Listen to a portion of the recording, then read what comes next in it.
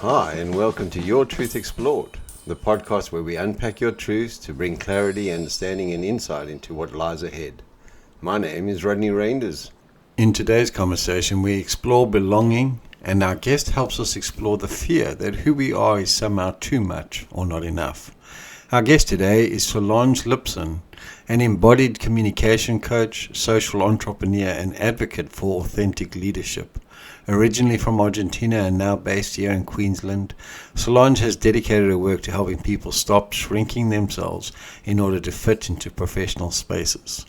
Through her work with the Daring Collection and as co-founder of Latin Oz Queensland, she helps leaders, founders, and professionals discover that true executive presence is not about performing perfection. It's about grounded presence, emotional safety, and learning to trust your own voice.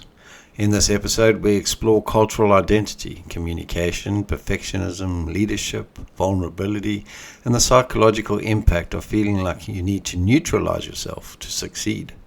We also unpack a powerful truth. The qualities people often try to hide may actually be the very things that create genuine connection, influence, and meaning. This is a conversation about courage, not the courage to become somebody else, but the courage to fully inhabit who you already are. Well, welcome, Solange. It's such a privilege to have you here, and I'm keen to have our conversation today, so thank you for joining us. Thank you for having me. And Solange, as we sort of walk into the first question, which is really around that editing your voice, but I wonder if you can also put that cap on of your 2026 Multicultural Woman nomination or award that you've won. Because I'm hoping today that we will explore this idea of our culture not being a challenge, but being almost a superpower. Well, first, let me tell you that since I arrived in Australia from Argentina 10 years ago, I realized that being bilingual was my superpower. Yeah. And before coming to Australia, I have been singing around the world in English. But since I arrived, I realized that if I had to sing in English, I would have been one more of a crowd. Instead, I decided to sing in Spanish, and I sing tango from my hometown. And also because my granddad used to be a piano player for a tango band. Yeah. And that made me unique. So the Mm. first 3 years I spent traveling around Australia, going to festivals. I was very lucky to find a band of Australian musicians who are really professionals and they enjoy tango music as much as I do. And also a community of tango dancers who would enjoy dancing to live music. Yeah. So those were the first 3 years. And thanks to that experience, I realized that my uniqueness, my cultural background is my superpower. Yes. And that led to thinking of new projects where I could help others see their own voices and their own narratives of resilience as their superpowers. So when I talk about editing your voice, I actually, if anything, just edit your voice to sound more you, more authentic. It's very tempting today to use AI tools to edit your voice and make it sound flawless. Yeah. However, I feel we lose humanity if we do that, Yeah. and that it's like a revolution to be able to use your voice as it is, As it is. natural, and to be able to sound empathetic and to be able to sound intelligent even in a second language is not easy. Yeah. And for me, English is my second language, and the people I work with, I can see the struggles because they are the struggles I had 10 years ago when I Mm. arrived. Even though I was a fluent, proficient English speaker, Yeah. there are still differences culturally that made it very hard to communicate. And Yeah. I'm talking about differences in how emotional we are or we are perceived as, Yeah. and the speed, the pace in the volume of our voices make people judge us without even realizing, because when we listen to someone, we are not thinking, but there's a part of us that's processing information that's Yeah. related to the body language and the tone of the voice. Yeah. But also, again, from coming from that tango background and singing in Spanish, I had that experience of people coming to me and say, I don't know what you said, I don't speak Spanish, but somehow what you were saying got me. I could feel it. Yeah. So I realized that my expression and my body language and the passion I use when I sing were conveying the message. Yeah. So that's why today I guide women and men and professionals who would like to edit their voice to make their voice sound like and reflect the talent that they have coming from different countries Yeah. and being able to be perceived as an authority in their fields. And because of this work and the Daring Collective, which is a platform I started 2 years ago as a storytelling platform, I have been awarded a scholarship through ECCQ, which is the Ethnic Communities Council of Queensland. ECCQ is an organization that supports diverse cultures and culturally diverse people, I should say. And this scholarship is a scholarship that they give women in the celebration of Women's Day. Solange, if I can take us back to that statement, because I love the way you said, my realization that me trying to be English made me just one of the many numbers around the society. But when I respected and honored my heritage, then I became unique. I Yes. think that's so wonderful because I think, one of my passions is this looking at our stories and going, so that is my story. It might be messy, it might be ugly, it might be different, but it's my story. And if I can lean into my story, there'll be a truth that's unique to me, and that truth has inherent power. And so when I listen to you leaning into this uniqueness of your culture, all of a sudden there's opportunities and there's awards and there's recognition, but there's also a platform for others to then also recognize that they don't need to change their culture. They need to acknowledge it within this new Australian environment. So just looking at from that lens, then, if what is your words of encouragement to people that are arriving in Australia, which can be somewhat daunting. I've been one of those people. I came from South Africa, so you arrive here and it can be somewhat daunting. But how do we frame that experience that it's inherently soaked in opportunity? Moving to a different country gives you that opportunity to think again and to reconnect and to see yourself in the present moment and just Yeah. to untie yourself from all those limiting beliefs you had and forming new beliefs Yeah. of possibility, of empowerment, and daring to try again and to start from scratch. I'm sure that if you connect with who you truly are and who you want to become, because of course it's a process and migration leaves you in a place of vulnerability, and you will be grieving some things that you miss from your home country, and you will find new things that you may like. So it's a whole process of finding again what makes you happy and what you resonate with, what you connect with. There is a variety of people from all around the world living nowadays in Australia. So at the beginning I felt I was the odd one out, but then I realized that there were people from other countries that were also migrants. And if they were not migrants, maybe their parents or grandparents were. Yeah. So I stopped feeling as an outsider, but also I started realizing that I could learn from all these people from all these countries about Yeah. their music, their food, their traditions. I became really curious. And that led to creating lots of relationships, which I think are the base of any type of growth. It's the people you surround yourself with. Solange, I want to pick up on that idea of this being a new country, and I want to change the lens a little bit to the context of AI.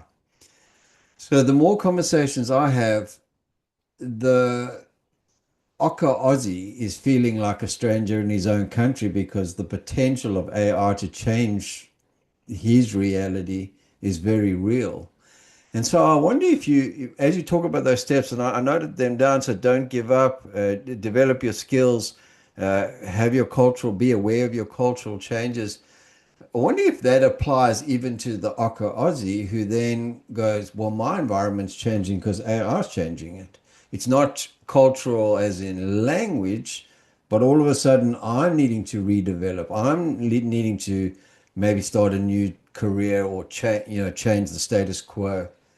I believe that we live in a globalized world, and this is not new. The thing is that AI is having a huge impact to the way we work, the way we communicate, the way we interact with each other. And for the first time, people who never left their own country feel that, something has changed. Yeah, And yeah, for them, it might be shocking because they have lived in the same place for many years, and suddenly right. that place is not the same. Now, Solange, I want to even go a little bit further. I guess my question is, what is the trigger that says, Rodney, you're editing your voice? Is it that obvious? I don't think it's obvious. I think, regardless the trigger, there's an impulse coming from each of us in response to the changing world we live in. And that impulse is the impulse to find who you truly are. Set your boundaries, know what excites you, what turns you on, and what you want to pursue in life, and what you don't want anymore, and let go of that no longer serves you, being relationships, workplaces, countries, or careers. Because when I realized that I was choosing to show myself in a certain way, I also realized that I could change that. You could choose something So else. you can edit your voice in a good way Yeah, that's when you right. choose consciously how you want to show yourself. And so would I be right in saying we're back at this sort of awareness piece? If I'm aware, if I take enough time to reflect on my automated responses and build some awareness around those, then I can go, actually, Rodney, that's probably not a great idea, that response that you have. Maybe I can edit that part of the voice and I can say, well, what is a better option? And I can look and try something out and maybe that works and maybe it doesn't. But I have options to change and reflect again and then try something else and reflect. What do you think is the hurdle that is preventing people, whether they're culturally changing or environmentally changing, to lean into that discomfort and pursue some awareness around it? It's a process of letting go of the known and getting into the unknown, which Yeah, is quite scary for us. And I won't lie, it was scary for me too. yeah, And I had to go through this process not once, but many times. Because when I became a mother, that was a whole new identity I had to uncover. And then when I became an entrepreneur, that was a whole new identity. So it's as human beings going through those processes of finding our different versions of ourselves and integrating those together to identify who we are. yeah. And it's the leaning into the uncomfortable part where the rich soil is. I've started asking a question. If 10 was a lot and one is nothing, how much do you love yourself? And I've been surprised that the answer is mostly less than five and mostly less than three. So there's not a great respect and love for oneself. And so when you're going through this transitions and you're exploring all these new possibilities and the world around you is changing, if there's a lack of honor for yourself, then it's so hard to recognize your culture, recognize your tribe, find your next step, find bravery for something bigger.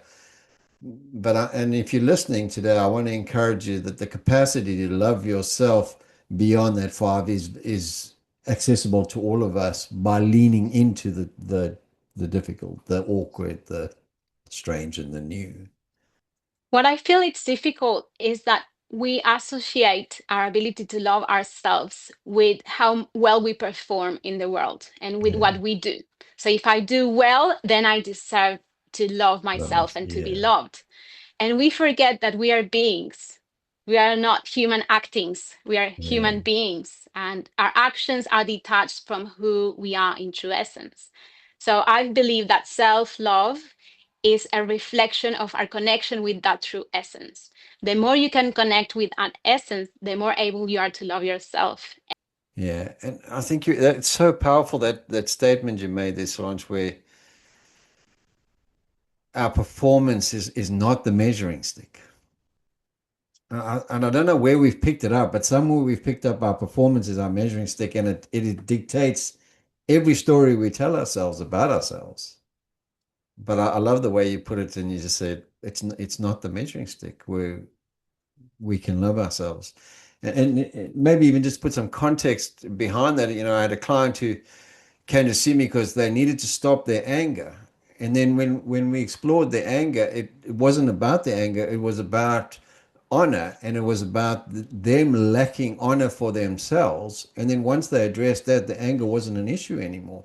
So the anger wasn't a problem. It didn't need to be fixed. It was an indicator to say you need to look at the swirl around this anger because there's something amiss. And the thing that was amiss was that they didn't honor themselves or their time or their purpose in life. And so this frustration boiled up and it looked like anger, but actually it was an honor issue that they had with themselves. And what a great restoration for that person when I didn't have to, I mustn't be the bad, angry guy. I must just be the guy that knows, oh, I need to work on honoring myself. It's a completely different conversation.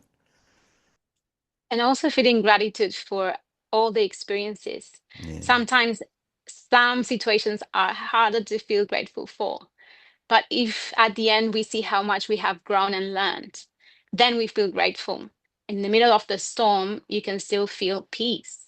It's so funny you say exactly that, the storm and the peace. I was talking to Ian Westmoreland, and he's going through a cancer journey at the moment.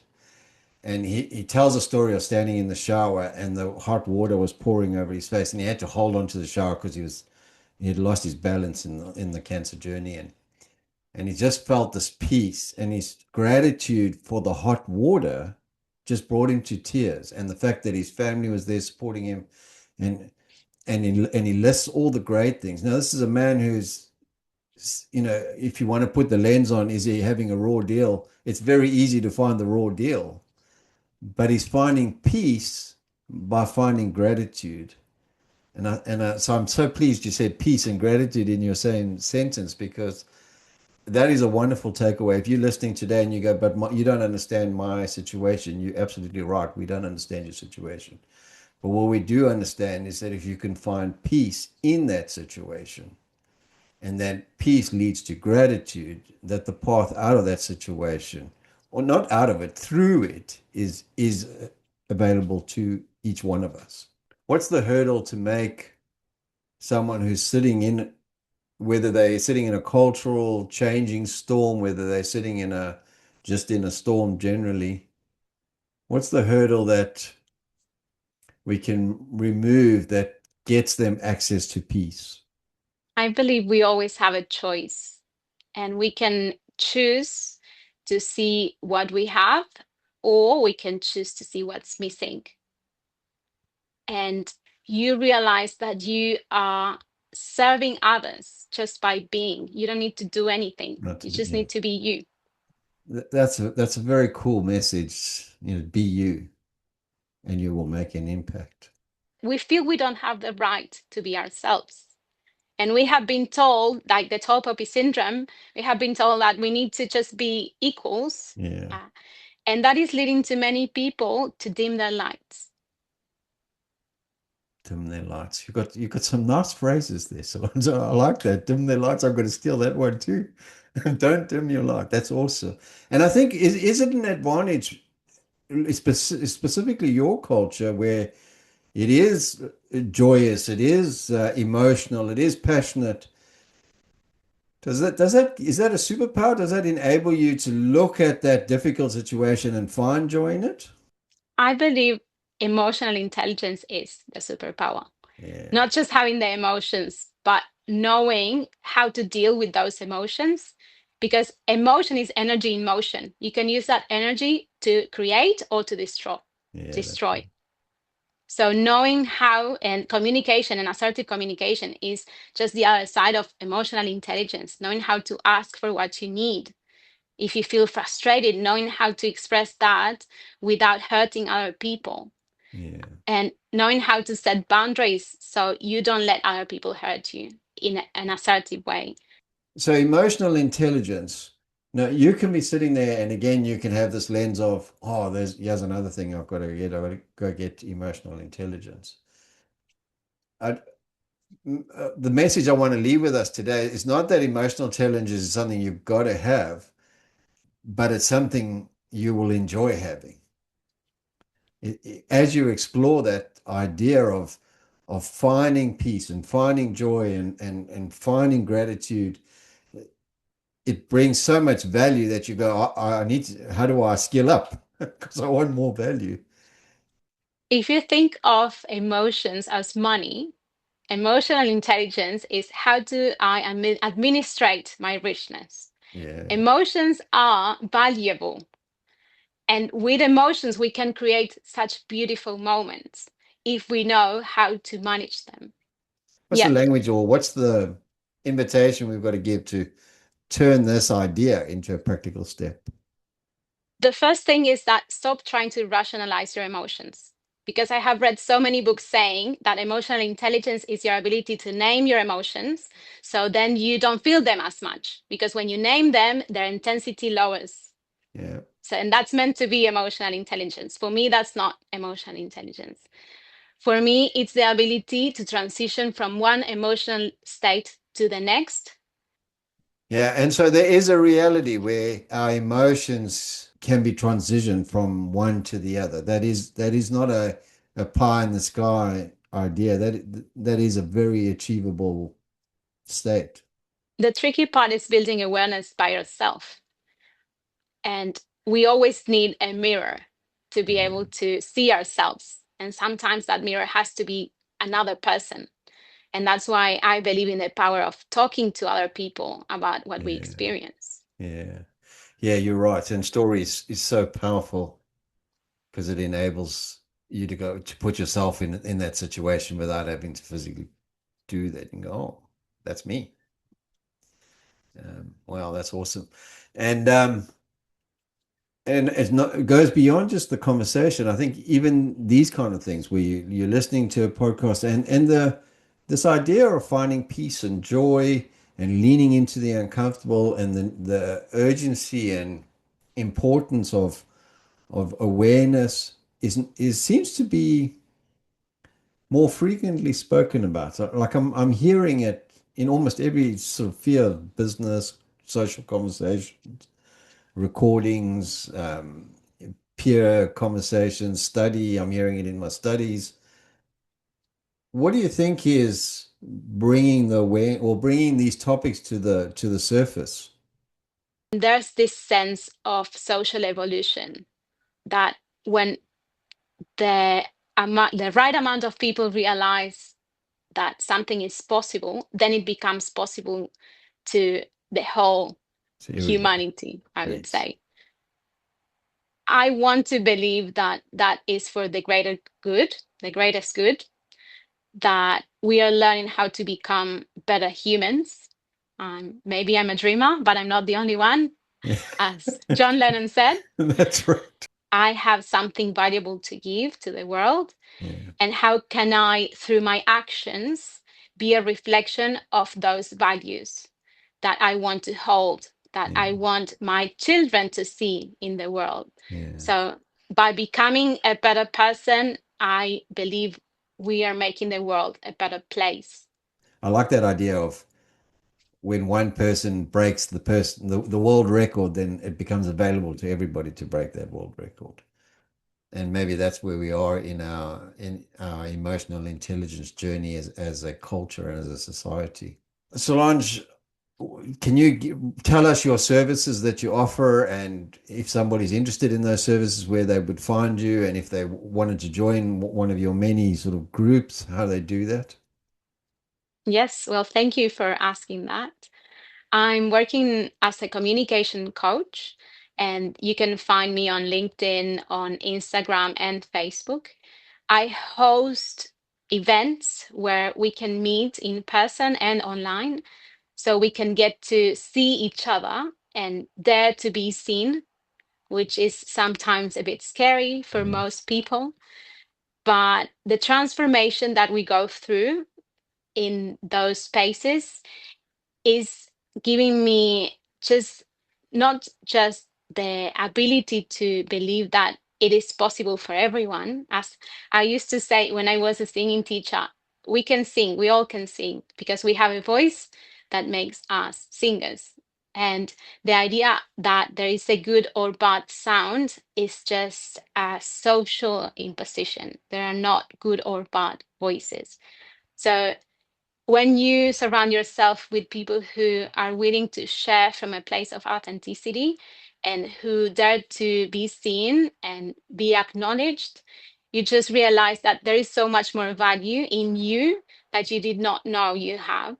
And you do the weekly Daring Collective podcast as well, which I've listened to a few of those. So if podcast is your thing and you want just some more meat around these kind of discussions, that's a great opportunity. And you do a weekly episode of that too, is that right? Yes, and we have the episodes posted into YouTube and Spotify. So it would be lovely if you could give us feedback. We would love that. So Solange Lipcin, and if you aren't connected to Solange and you are connected to me, she will be in my contacts on LinkedIn, which is wonderful, but also YouTube. And I Googled you and lots of things came up, so it wouldn't be too hard to find. So thank you for your time, Solange. I hope you enjoyed that. I've got probably my takeaway is this idea of my choice, and how much value sits in that choice. And if you're listening and you've unaware that you've got choice in your decisions, your outcomes, your attitudes, I hope you leave today encouraged to consider the power of that choice. So thank you for coming, and it's been great talking to you. Thank you. Lovely to meet you. Thank you for listening to today's episode of Your Truth Explored. If today's episode resonated with you, please take a moment to follow the podcast and share it with someone who might benefit from the conversation. Your support helps these messages reach the people who need them most. If you'd like to explore your own truths more deeply, you're welcome to connect with me at yourtruthservices.com.au about coaching or counseling bookings. Also available on that website is our other resources such as music, books, and videos. Until next time, take care and stay connected to your truth.